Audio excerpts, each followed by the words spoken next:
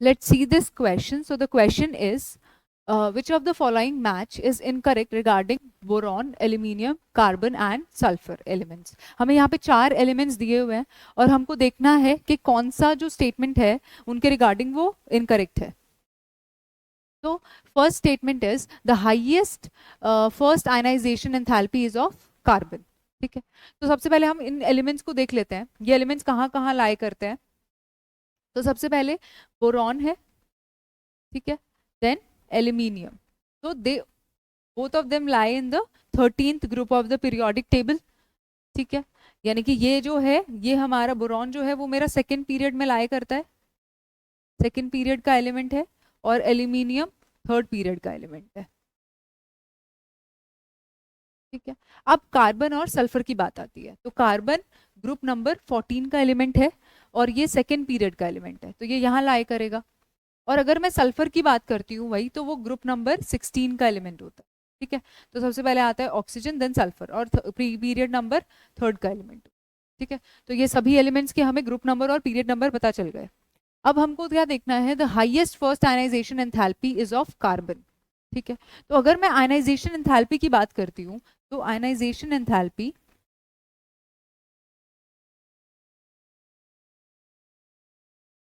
increases as we move from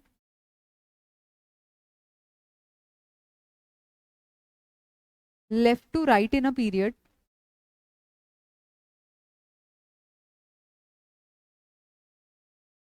and it decreases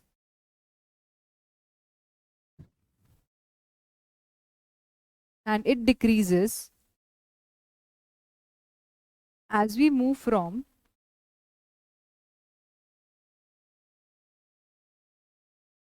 top to bottom in a group.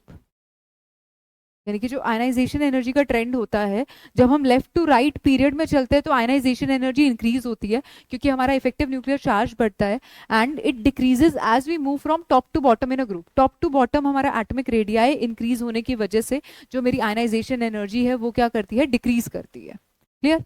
अब देखो, अब left to right ionization energy increase कर रही है पर top to bottom ionization energy decrease कर रही है. ठीक है, ये दोनों ही इफेक्ट्स लगा के जो मेरा कार्बन है उसकी आयनाइजेशन एनर्जी क्या होगी, सबसे ज्यादा होगी, क्योंकि वो लेफ्ट टू राइट इंक्रीज कर रही है और टॉप टू बॉटम क्या कर रही है, डिक्रीज कर रही है. तो एल्यूमिनियम और सल्फर की कम होगी as compare to group number second, sorry, as compare to second period elements. ठीक है, और सेकेंड पीरियड में अगर हम देखें तो कार्बन की ज्यादा होगी as compare to boron.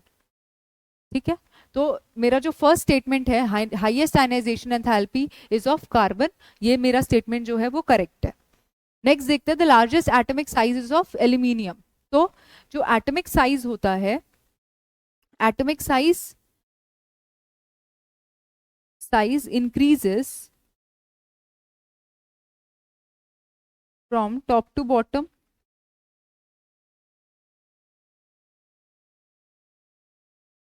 In a group. यानी कि अगर हम टॉप टू बॉटम चलते हैं ग्रुप में तो एटॉमिक साइज इंक्रीज करता है and it decreases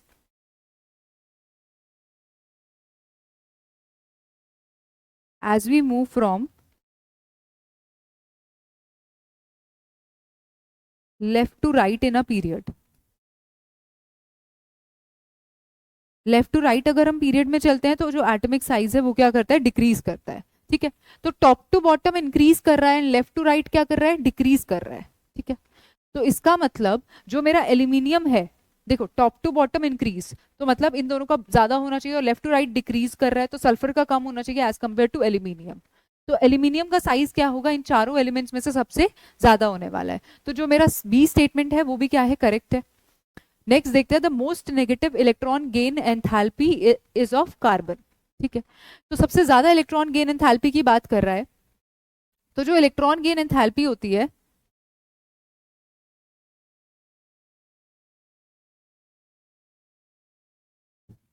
if we move from top to bottom, ठीक है, तो इलेक्ट्रॉन गेन एंथैल्पी या इलेक्ट्रॉन एफिनिटी जो होती है वो क्या करती है, डिक्रीज करती है.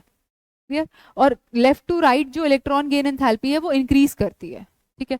Left to right electron gain enthalpy अगर इंक्रीज करती है मतलब it becomes more negative as we move from left to right in a period.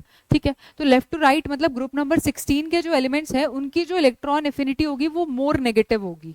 ठीक है, अब ऑक्सीजन और सल्फर में से अगर हम कंपैरिजन करते हैं तो सल्फर की जो इलेक्ट्रॉन गेन एंथैल्पी होती है it is more negative as compare to oxygen, क्योंकि ऑक्सीजन का क्या होता है, स्मॉल साइज होता है। ठीक है, ऑक्सीजन के स्मॉल साइज होने की वजह से जो इनकमिंग इलेक्ट्रॉन है उसको जो इनिशियली प्रेजेंट इलेक्ट्रॉन्स हैं वो क्या कराते हैं, रिपल्शन फील कराते हैं, क्योंकि साइज बहुत छोटा है तो वो इतने सारे इलेक्ट्रॉन्स को अकोमोडेट नहीं कर पाता।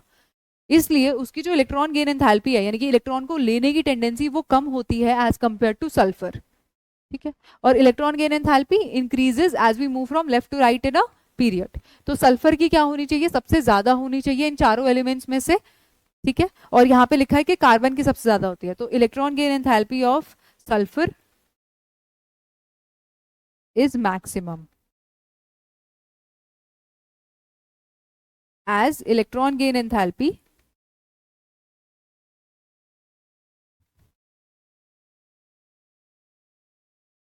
increases on moving from left to right in a period।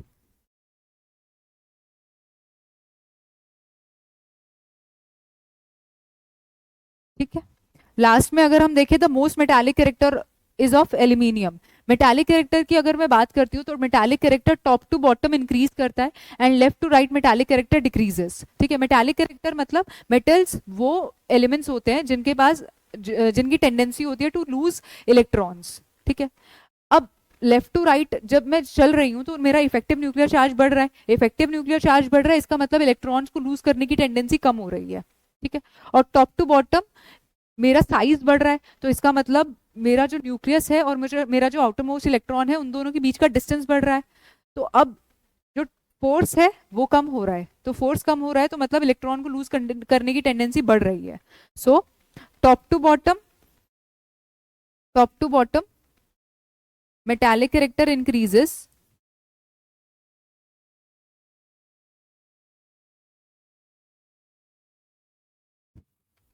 and left to right in a period metallic character decreases।